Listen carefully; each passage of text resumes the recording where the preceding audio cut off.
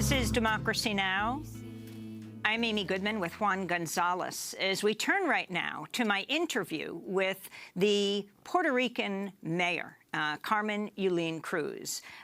The mayor I spoke with on Friday. We sat down together in the Roberto Clemente Coliseum, where the entire mayoral staff is now living.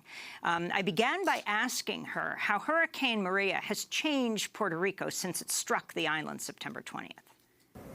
I think September 20th changed the Puerto Rican reality forever. We live in a different San Juan and a different Puerto Rico, not because of what we're lacking. The majority of the island is still without any power.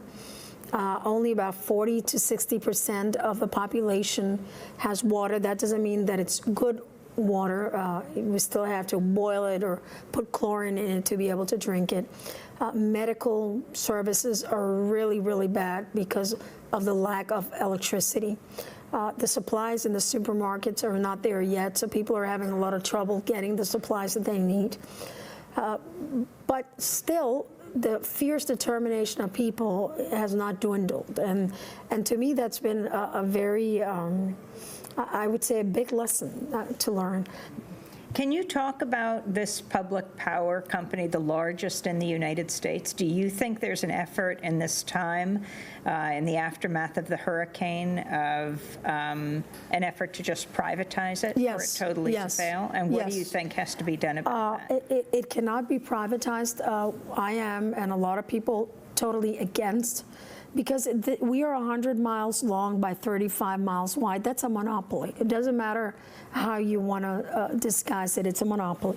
And what we're doing is we're putting in private hands the decision as to where our economic development is spread, where the sense of equality or inequality will happen. So power isn't just about the power grid.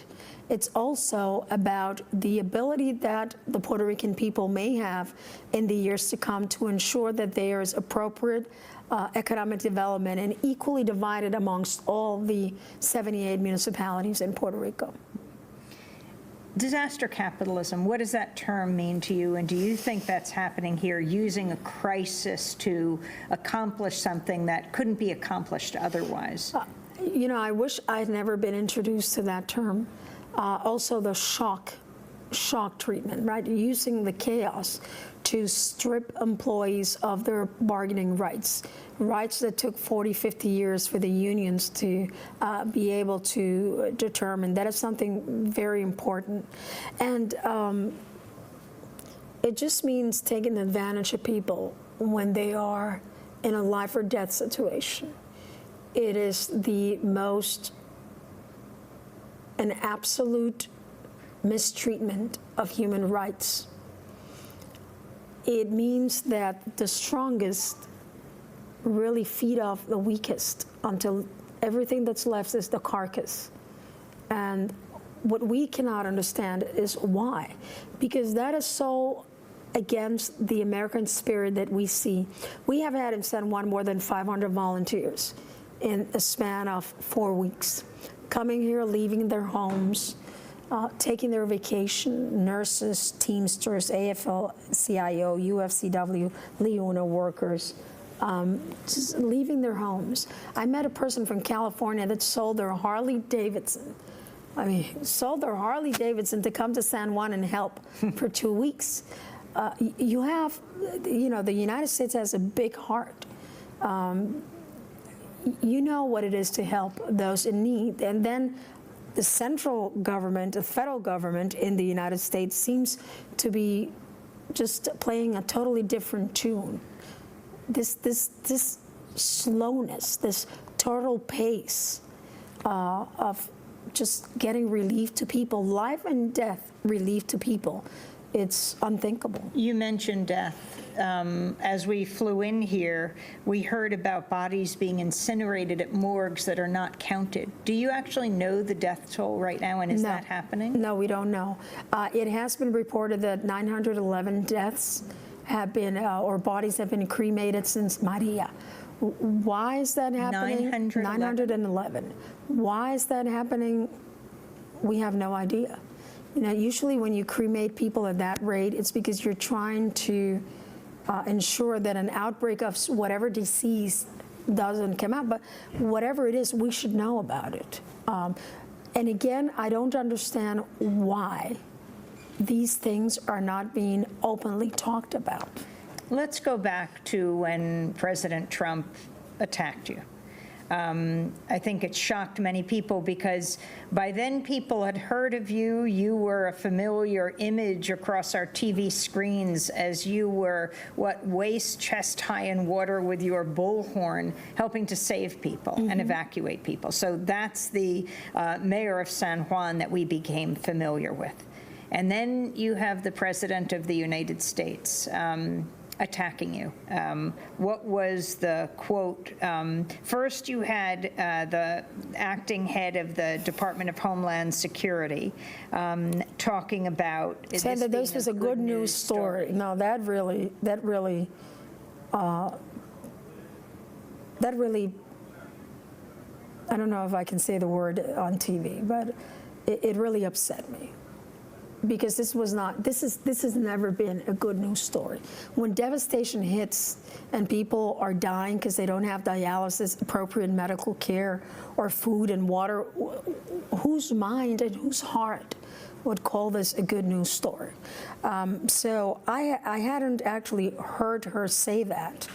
And I've actually met her twice after that, and we've had good meetings. Good things have come from those meetings. But to me, at that moment, it was like a total lack of connection with reality. Maybe in Trumpville or in Mar-a-Lago.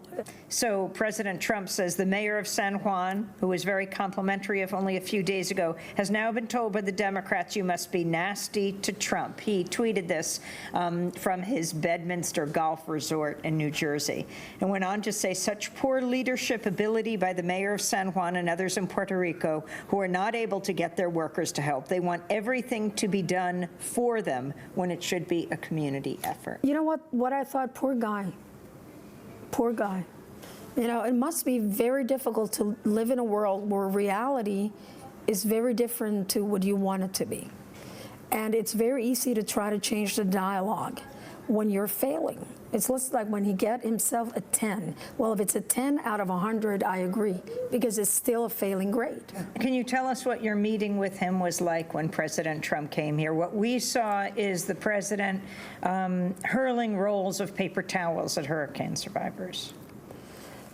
Yeah, what I heard was a president disconnected with reality and not representing the real values of the American people. A man that said, this is not a real catastrophe. Now, Katrina, that was a real catastrophe. He has then rescinded what he says. You know, he says one thing one day, he says another thing another day. It's very hard to keep up with the man, and who wants to, anyway. But he tried to avoid me.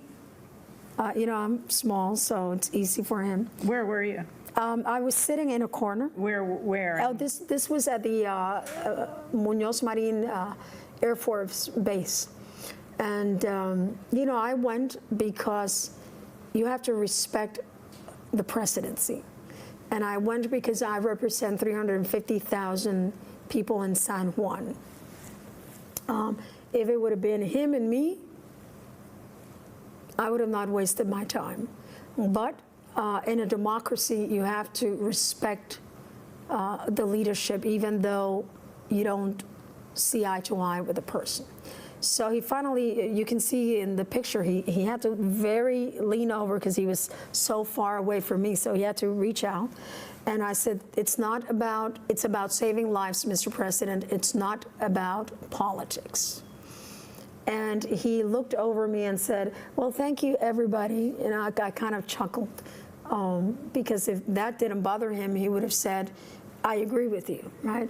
But because it bothered him, then he didn't say anything. So all he did was, it was a feast of accolades to himself. Oh, we've done such a good job with the Coast Guard, and we've done such a good, and you know, in the meantime, I have a mayor sitting next to me saying, well, let him come to my town.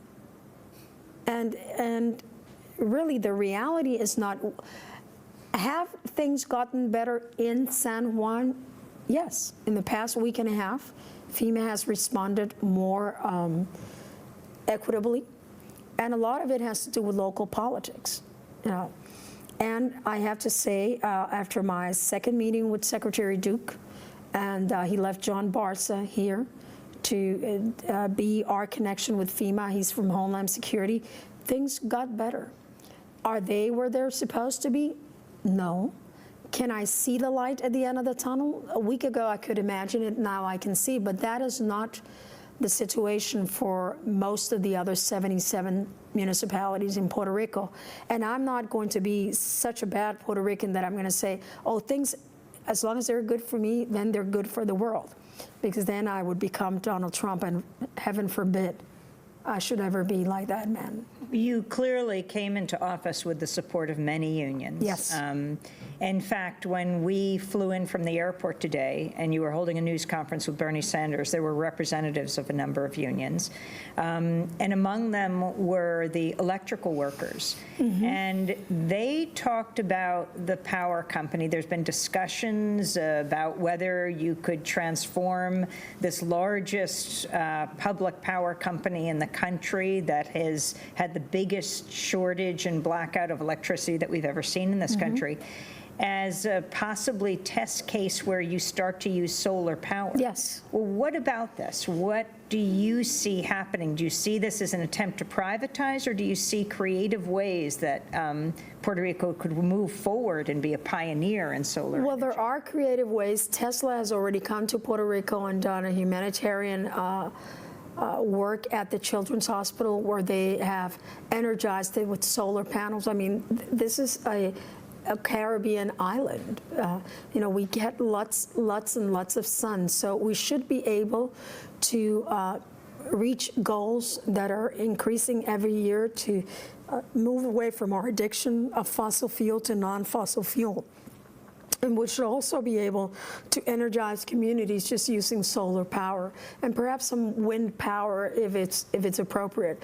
But for the first time, at least, I heard today the president of the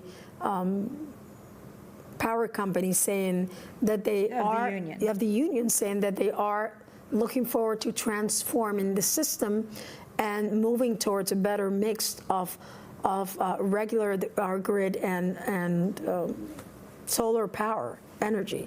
And that was very refreshing to hear. So for those of them that say, no, the unions just want to keep us one step behind, it's not true. That's just, again, you change the dialogue, you attack, so as to not to be able to defend. It's a lot easier to attack somebody than to defend what you believe in. San Juan Mayor's Carmen Yulín Cruz.